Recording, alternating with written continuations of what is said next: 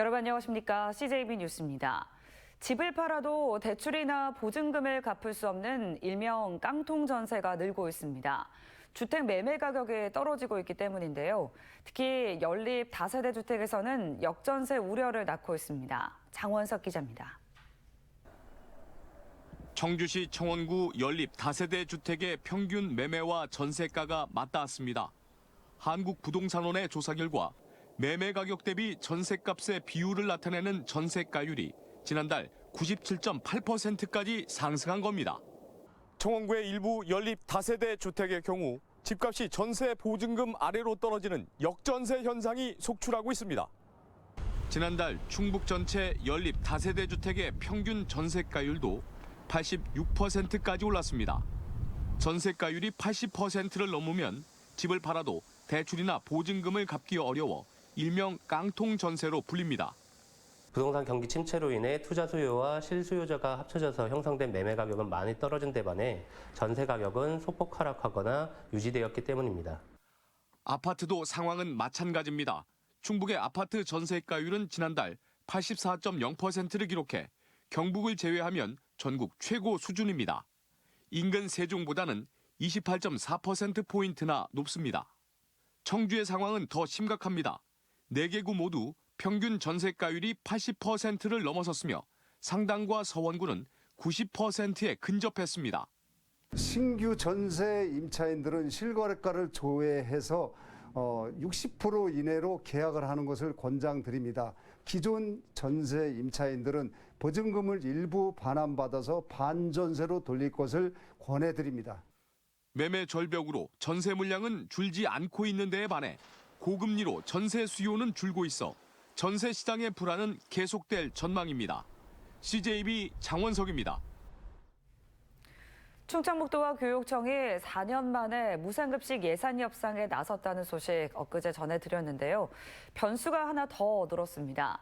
그동안 충청북도가 정해준 대로 예산을 지원해왔던 청주시가 충청북도 정책으로 새로 대야 할 복지 예산을 감당하기 힘들다며 문제를 제기하고 나섰습니다.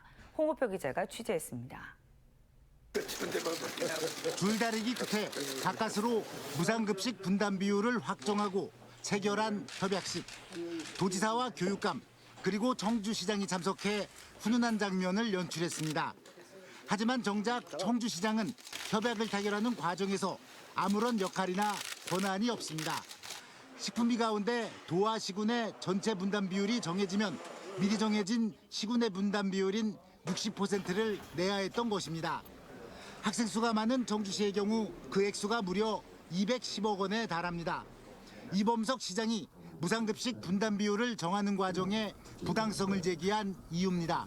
이 문제도 우리 다른 시장 군수들과 협의를 해서 시장 군수들의 의견과 그리고 또 절차에 참여할 수 있도록 해보겠습니다.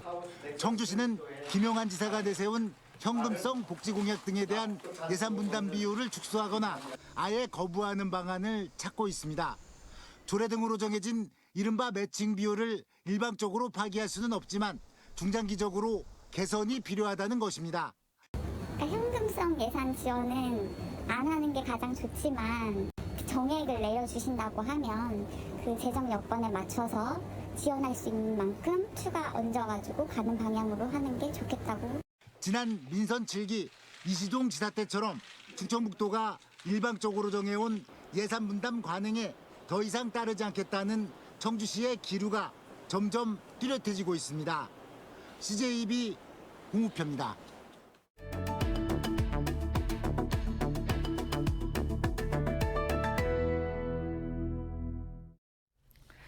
대한민국 정치에서 지방과 지역민은 여전히 변방에 머물러 있습니다.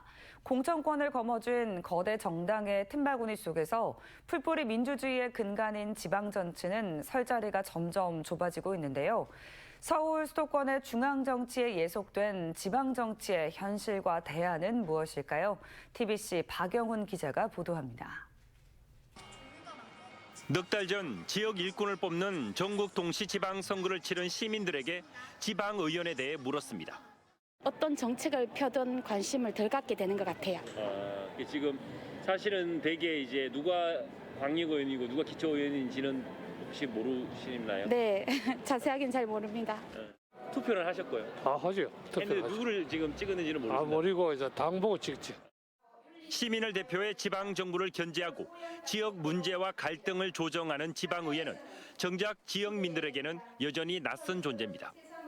거대 정당의 정치 논리 속에서 지방 정치는 지역보다 서울과 수도권을 그리고 지역민보다 정치 이념에 따라 움직여 왔습니다. 지방 정치의 중앙 예속은 정치적 독점이라는 더 큰 문제를 불러왔습니다. 이념을 바탕으로 한 거대 양당 체제가 고착하면서 지방 정치는 건전한 경쟁과 견제의 필수 조건인 다양성마저 잃어버렸습니다. 특정 정당의 공천이 곧 당선이라는 도식 속에서 지방 정치는 지역주의라는 묵은 때를 씻어내지 못하고 있습니다. 우리가 아무리 좋은 음식을 주고 좋은 정책을 내놔도 대구 시민이 길을 닫고 있었는 이유는 저네들은 우리하고 다르다는 생각을 하고 있었지 않겠느냐. 지역과 지역민보다 중앙을 바라보는 지방 정치를 바꾸기 위해 정당 공천제를 폐지하자는 주장이 꾸준히 제기됐지만 이렇다 할 결론을 내리지 못했습니다. 지방 정치가 살 수 있는 길은 지방을 아는 사람이 바로 공천권을 쥐어야 된다고 생각이 됩니다.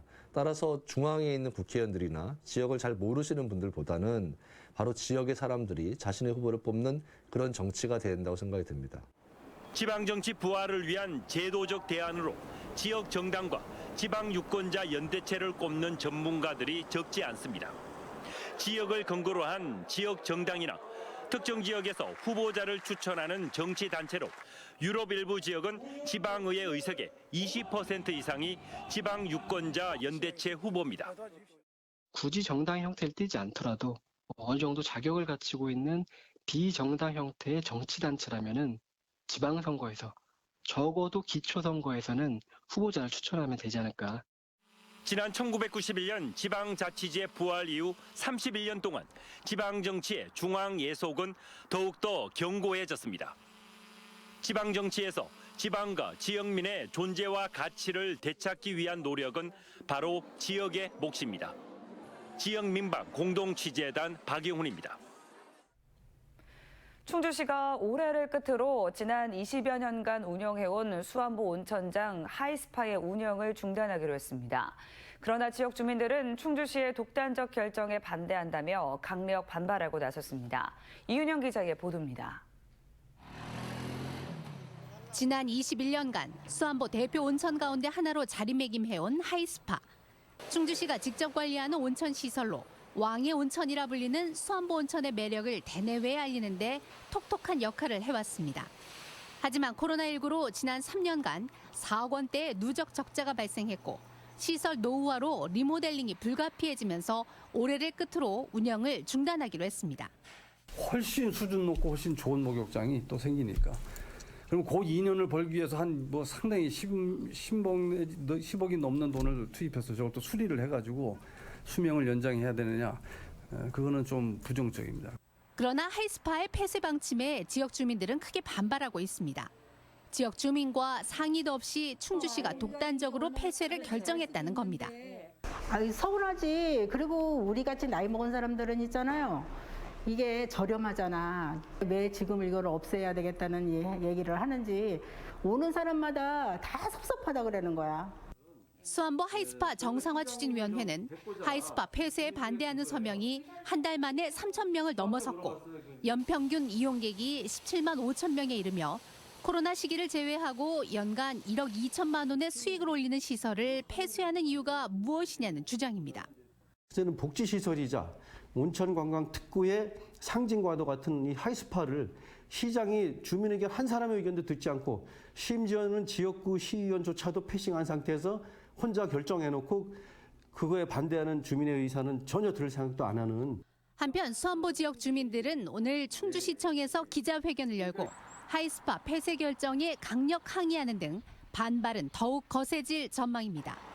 CJB 이윤영입니다. 진천군 이월면 유경오리 농장에서 고병환성 조류 인플루엔자 의심 중인 H5형 AI 항원이 검출됐습니다.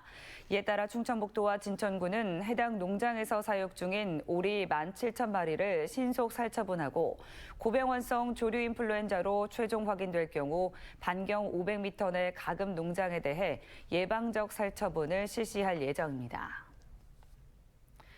충북 지역 기업들의 체감 경기가 6개월 연속 하락했습니다. 한국은행 충북본부 조사 결과 10월 제조업 업황지수가 원자재 가격 상승과 불확실한 경제 상황 탓에 지난달보다 8포인트나 떨어진 73을 기록하며 6개월 연속 하락세를 그렸습니다. 충북의 10월 소비자 심리지수도 지난달보다 0.1포인트 떨어진 89.8로 2달 연속 하락했습니다. SK하이닉스와 LG에너지솔루션의 3분기 실적이 대조를 보였습니다. SK하이닉스는 올해 3분기 매출 10조 9,800여억 원, 영업이익은 1조 6,500여억 원을 올렸다고 밝혔습니다. 이 같은 실적은 지난해 3분기보다 매출은 6.9%, 영업이익은 60.3%나 감소한 것입니다. 반면 LG에너지솔루션은 3분기 매출 7조 6,400여억 원, 영업이익 5,200여억 원으로 사상 최대 분기 매출을 달성했다고 밝혔습니다. 이상으로 CJB 뉴스를 마칩니다. 고맙습니다.